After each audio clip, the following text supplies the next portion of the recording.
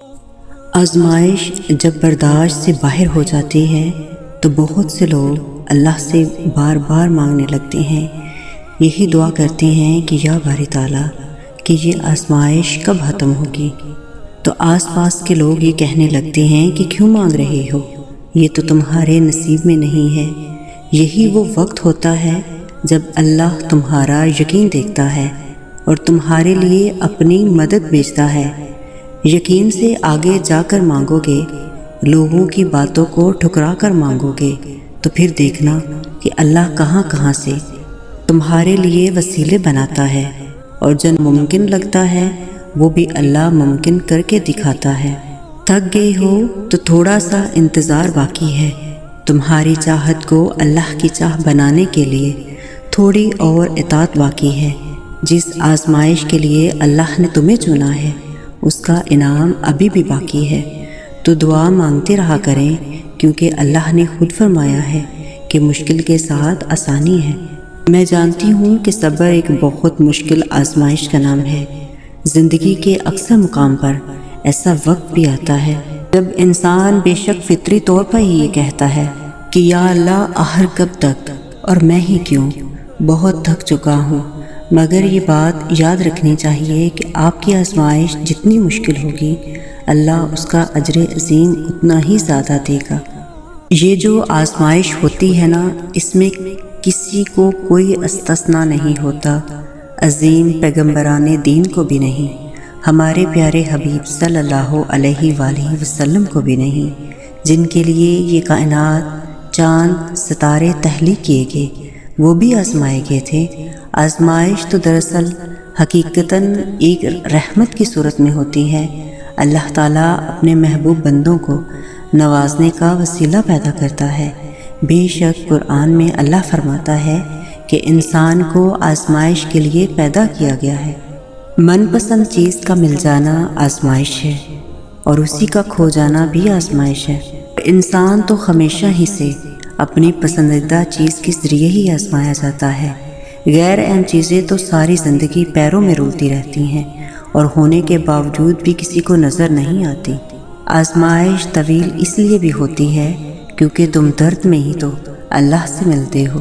میں جانتی ہوں کہ آزمائش واقعی میں بہت سخت ہوتی ہے، دل مایوسیوں میں گر جاتا ہے، مگر یہ بھی تو یقین ہونا چاہیے کہ یہ ایسے ہی تو حالات انسان کو اپنے رب کریم کے قریب کرتے ہیں، کیونکہ بس ایک وہی تو جانتا ہے کہ آپ کے دل پر کیا گزر رہی ہے۔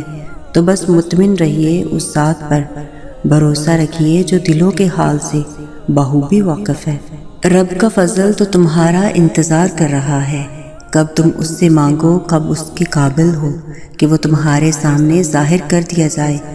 فضل مانگنے سے ملتا ہے، اور تمہارا مانگنا اس بات کی دلیل ہے کہ یہ فضل ازل سے تمہارے نصیب میں لکھ دیا گیا تھا۔ اگر مشکلات بڑھنے لگیں تو اپنے غم کی تشہیر لوگوں کے سامنے مت کیا کرو، بلکہ فرمایا کرو کہ میں اپنی پریشانی اور غم کی فریاد اللہ کے سوا کسی سے نہیں کرتا، اللہ سے جیسا کہ میں واقف ہوں تم نہیں جانتے۔ اپنا دکھ، اپنا غم صرف اپنے رب کو بتائیں اور اسی سے فریاد کریں۔ جیسے حضرت یوسف علیہ السلام کے کھو جانے کے بعد حضرت یعقوب علیہ السلام نے اللہ سے فرمایا تھا، ایک وہی تو ہے جو ہر دعا کو سنتا ہے، پھر دل کو اطمینان سے بھر بھی دیتا ہے۔ تم دیکھنا کہ اللہ کی مدد ایسی آئے گی کہ تم گمان بھی نہیں کر سکتے، وہ تمہیں ایسے تھامے گا تم شکر کرتے تھکو گے نہیں، وہ تم پر اپنا فضل کا نظام ایسا چلائے گا تمہارا سر سجدے سے نہیں اٹھے گا۔ پھر تم سمجھ جاؤ گے کہ جب وہ عطا کے دروازے کھولتا ہے تو بے حساب دیتا ہے، اس کے ایک حکم سے ناممکن ممکن بن جاتا ہے، اور جسے وہ بلند کرے اسے کون پست کر سکتا ہے۔ وہی تو ہے جو سارے خساروں کو نفع میں بدلنے پر قادر ہے۔ آزمائش بہت سے نقاب الٹ دیتی ہے، کہیں پارسائی کا، کہیں صبر کا، کہیں اخلاق کا۔ کھوٹے کو کھرے سے الگ کرنے کی قدرت کا طریقہ یہی ہے، لیکن آزمائش کا نتیجہ ہر کوئی برداشت نہیں کر سکتا۔ امام احمد بن حنبل سے پوچھا گیا، کیا آزمائشیں آپ کو راستے سے روکتی نہیں ہیں؟ تو انہوں نے کہا، اللہ کی قسم اگر آزمائش نہ ہو تو راستہ ہی مشکوک ہو جائے۔ بے شک اللہ جس چیز کے ساتھ آزماتا ہے اس میں خیر ہوتی ہے۔ تو اپنے دل کو اس بات سے راحت دو کہ اگر آزمائش نہ ہوتے تو یوسف اپنے والد کی گود میں ہی رہتے۔ آزمائشوں نے ہی تو انہیں عزیز مصر بنایا۔ جانتے ہو کہ جب آپ آزمائش میں مایوسی کی حالت میں ہوتے ہو نا تو وہ رب کریم آپ کی اس حالت پہ ہنستا ہے، یہ جان کر کہ آپ کے حالات کا بدلنا اب تو بہت قریب ہو چکا ہے۔ یقین رکھیں کہ ہم اس رب کی حیث سے کبھی بھی محروم نہیں ہوں گے جو قرآن میں فرماتا ہے کہ بے شک ہر مشکل کے ساتھ آسانی ہے۔ اللہ کی مدد ناممکن ذریعوں سے آئے گی اور جلد ہی یہ آزمائش کی گھڑی بھی ٹل جائے گی، کیونکہ جب انسان اپنے رب پر اس قدر بھروسہ کرتا ہے نا کہ اس ذات کے علاوہ کوئی اس کی مدد نہیں کر سکتا تو اللہ تعالیٰ اپنے بندے کو مایوس نہیں کرتا، اس کی دعا کو فوراً قبول کرتا ہے، اور ہمارا یہ بھروسہ ہی ہمارا ایمان ہے۔ حقیقتاً یہ ساری کہانی یقین کی ہے۔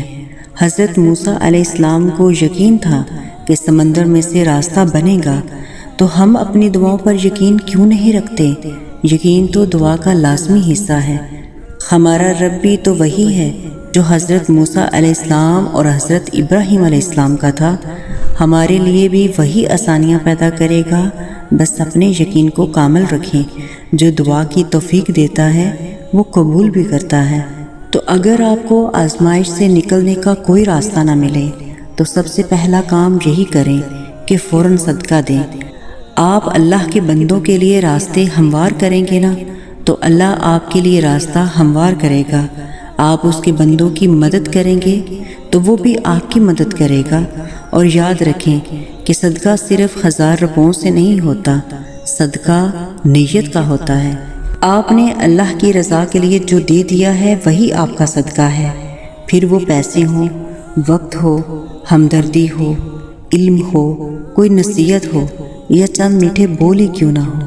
اپنی نعمتوں کو بانٹنا سیکھیں، کیونکہ دینے والے کبھی بھی خالی نہیں رہتے، اور قرآن میں اللہ نے فرمایا ہے کہ ایسے دینے والے لوگ جو اللہ کی رضا کے لیے دیتے ہیں اور دے کر جتلاتے نہیں ہیں، ان کا اجر اللہ کے پاس ہے، اور انہیں نہ کوئی خوف ہوگا نہ ہی وہ غمگین ہوں گے۔ جب اللہ انسان پر کوئی مشکل بھیجتا ہے تو اس کے ساتھ ساتھ آسانی بھی بھیجتا ہے۔ میں نہیں جانتی کہ آپ اس وقت کن حالات سے گزر رہی ہیں، لیکن اللہ جانتا ہے، اور وہ اپنے بندوں کو کبھی بھی اکیلا نہیں چھوڑتا، کیونکہ اللہ نے قرآن میں فرمایا ہے کہ بے شک ہر مشکل کے ساتھ آسانی ہے، اور اللہ جس کے لیے رحمت کا دروازہ کھول دے اسے کوئی روکنے والا نہیں، اور جس کے لیے وہ اس رحمت کے دروازے کو بند کر دے اسے اللہ کے بعد پھر کوئی بھی کھولنے والا نہیں۔ صبر اس لیے تو مشکل ہوتا ہے کیونکہ اللہ پاک نے صبر کے صلے میں کن کا معجزہ رکھا ہے، اور جب وہ معجزہ رونما ہوگا نا تو تم اپنا ہر دکھ بھول جاؤ گے۔